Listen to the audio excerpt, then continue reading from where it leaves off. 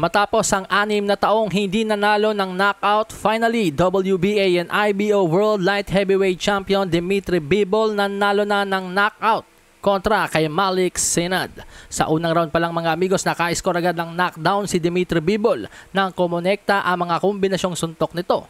3 solidong suntok sa pool sa bibig si Malik Sinad na siyang naging dahilan ng unang knockdown sa first round. Pero hindi naman ganun kadali nagpagapi ang taga-Libya.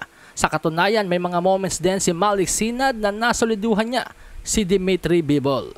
At malakas din siyang mga laska mga amigos na siyang ikinapikon ni Dimitri Bivol at halos headbuttin nga po ni Dimitri Bivol noong round 4 itong si Malik Sinad. Pero pagtungtong ng round 6 dahil sa pinikon ni Malik Sinad si Dimitri Bivol, niyanig ni Dimitri Bivol ng kanyang mga kombinasyong suntok ang taga-Libya. Sunod-sunod na atake ang pinakawalan ni Dimitri Bivol nang mahalata ni Bivol na nasasaktan na sa kanyang mga solidong suntok si Malik Sinad.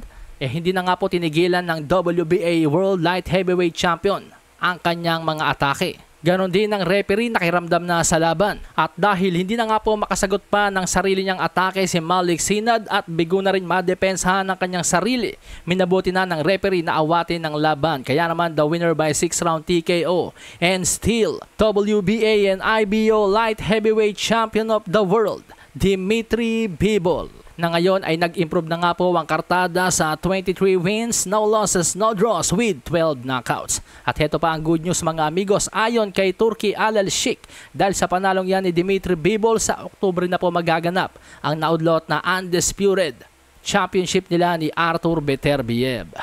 Samantala sa naging main event naman po ng 5-on-5 Queensberry versus Matchroom, talo po via 5th round TKO si The Bronze Bomber Deontay Wilder kay Big Bang Jilay Zhang. Sabayan po ang nangyari noong round 5 mga amigos. Ang problema, hindi po kumonekta yung suntok ni Deontay Wilder, sa halip mas kumonekta yung counter right hook ni Big Bang. Dahilan upang mapaikot na parang trumpo si Deontay Wilder at nakapalo up agad itong si Big Bang ng isang right hook again na siyang tuluyang naghatid kay Deontay Wilder sa canvas. Sa lakas ng pagbagsak, parang bolang dinribol ang ulo ni Deontay Wilder sa canvas.